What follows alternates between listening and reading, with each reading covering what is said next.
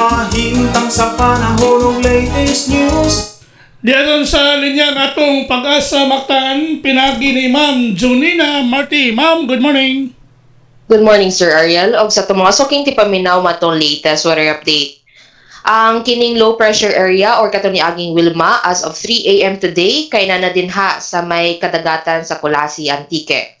Samtang kining shear line ang nakapektar dinha sa may siglakang bahin sa Central o Southern Luzon ug kining northeast monsoon ang nagpasulabi dinha sa nabiling bahin sa Luzon. O para naman sa tong weather condition dinhi sa may Kabisayaan, specifically dinhi sa may Central Visayas, makasinati nakita karong adlaw og generally fair weather nga lay chance sa mga patak-patak nga pagulan pagpanugdog kilat tungod ani mga localized thunderstorm. Wa na pud kitay active na gale warning dinhi sa may Kabisayaan, mao makasinati nakita anhi og hinay ngadto na sa kasarangan na paguro sa hangin na magumikan sa silangan ngadto na sa aminang sidlakan, diin natong kadagatan magpabiling malinawon ngadto na sa kasarangan ng mga pagbalon. Dinhi sa sugbuhat ng kadagatan kinay paghunas unya alas 7:54 sa buntag ug motaob kini unya sa alas 2:30 sa hapon. Temperatura nato magduha kini sa 26 ngadto na sa 32 degrees sentigrado. Ug atong haring adlaw kay mosalop unyang alas 5:22 sa hapon. Philippine Standard Time kay alas 6:40 na. Ug matong latest weather update gikan diri sa buhatan sa DOST Pag-asa Mactan, kini si Janina Marte mayong buntag ug daghang salamat. Salamat kay Ma'am Junina. Happy holiday sa atong Pag-asa Mactan.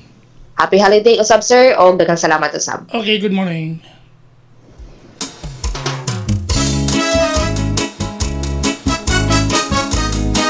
Inyo gadabate atong dagan sa kahimtang sa panahon. Pinagi ni Ma'am Junina Marti, ang atong weather specialist gikan sa Pag-asa Mactan nga naghatod sa atong dagan sa kahimtang sa panahon on weather update. Nining adlaw nga Lunes, pitsa 8 bulan sa Disyembre tuig 2025. Pinagi ni Ma'am Junina Marti ang atong weather specialist gikan sa Pag-asa Mactan. Salamat kayo ni Ma'am Junina Marti og mayong buntag sa Pag-asa Mactan. Sa mutambong o magamputa, balita ni atong dakbayan, mahipanugayot ang katawhan. Balita sa trapiko, inyong masayran. Sa Lapu-Lapu City TV News, number 1. Huli na ka, mga abay, ayaw na mo paglangay-langay. Ang Pag-asa Mactan mo'y nagtapos sa itong tulumanon sa mga pamungkaw. Sangan sa itong kaubanan dito sa gawas, Leo P. Divina. O sa Pag-asa Mactan, pinagi ni Ma'am Junina Marti.